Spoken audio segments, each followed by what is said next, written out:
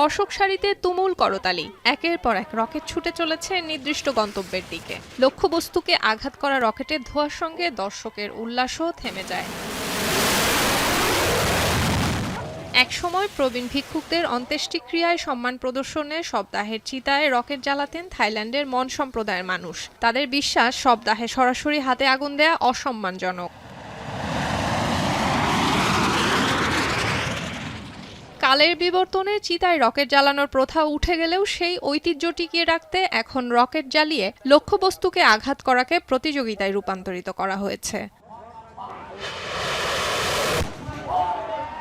থাইল্যান্ডের মন সম্প্রদায়ের ২৪টি মন্দিরের ১২ জনের দুটি দল এবারের প্রতিযোগিতায় অংশ নেয়। প্রতিটি দল প্রায় ৩০০ মিটার দূরের একটি লক্ষ্যবস্তুর দিকে ১ থেকে ১.১৫ মিটার পাল্লার রকেট নিক্ষেপ করে। যে দলের রকেট লক্ষ্যবস্তুকে সবচেয়ে বেশি সরাসরি আঘাত করবে সেই দলই বিজয়ী বলে বিবেচিত হয়। বিজয়ী দলকে পুরস্কার হিসেবে দেয়া হয় ৩০,০০০ নগদ থাই বাথ।